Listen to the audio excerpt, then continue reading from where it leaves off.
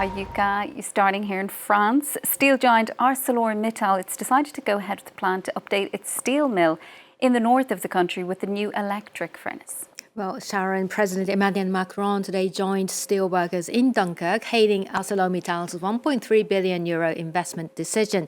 The plan to decarbonise the plant was first announced in 2022, but was placed on the back burner as the steelmaker said it wouldn't be economically viable in the face of cheap imports and US tariffs. It was reignited after the European Union introduced new measures to protect the industry in January. August Hackinson reports. It's a project that has been long stalled, but in presence of French President Emmanuel Macron, ArcelorMittal finally revealed it will build a low-carbon electric furnace at its steel mill in northern France. The construction of this electric furnace is undeniably excellent news. It marks a major milestone in the decarbonisation of our steel production in France. The world's second-largest steel producer said it would invest €1.3 billion in the project.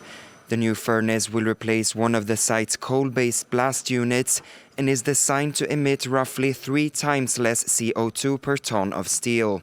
The plan was announced years ago, but faced with intense competition from outside Europe, ArcelorMittal and other steelmakers held back on investments, saying such projects were not economically viable.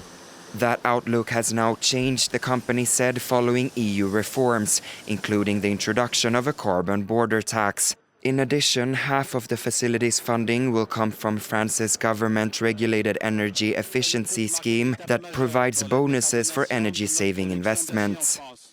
There is an industrial future for the region, for our country, and for Europe.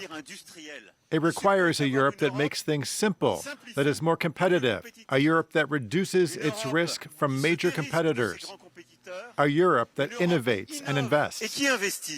Macron's visit and the announcement comes amid growing political criticism over jobs and the future of French steel.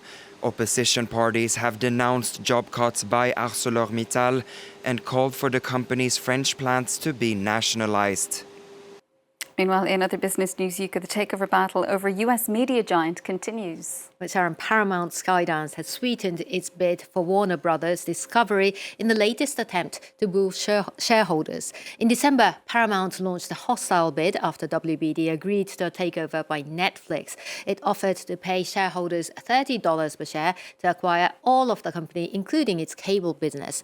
Although it hasn't raised this price, Paramount has now added a so-called ticking fee of 25 cents per share from January next year for each quarter until the deal closes.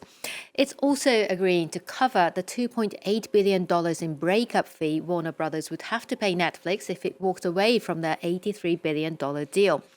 The new bid from Paramount comes days after the US Justice Department launched an antitrust review into Netflix's deal. Warner's board says it will carefully review and consider the offer.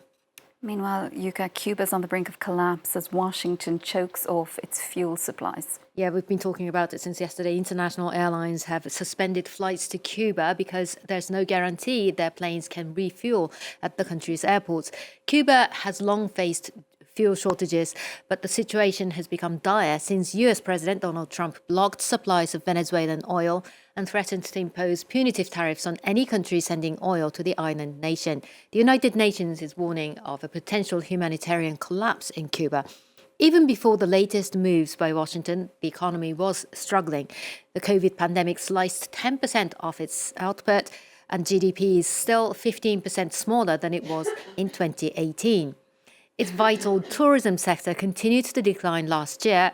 According to Cuba's official statistics office, just 1.8 million visitors arrived from abroad in 2025, down nearly 18% from the previous year. The international non-profit organization Cuban Observatory for Human Rights said last September that a staggering 89% of the population was in extreme poverty, and 8 out of 10 people were now considering leaving the country.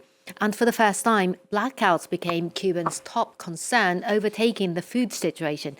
Access to healthcare and medicine was becoming harder, with only 3% of people saying they could get medicines in pharmacies within the state-controlled health system.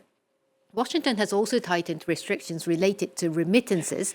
Now, remittances from the Cuban diaspora are the main source of income for families in Cuba in the forms of food or medicine packages, mobile phone top-ups online, and cash transfers. Finally, Yuka, let's take a look at how the markets are doing.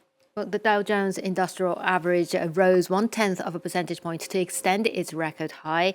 This as Wall Street on the whole had a mixed finish, as you can see, with the S&P 500 and the Nasdaq closing in a negative territory. Toy maker Hasbro, though, climbed 7% after announcing better than expected quarterly results, helped by strong sales of its Magic the Gathering card game. In Europe earlier, oil giant BP sank 6% in London after it suspended its share buyback scheme as its annual profit fell for the third consecutive year. And that's it from the business desk. Yuka, thanks so much for all of that. Yuka Woye there with all the day's business news.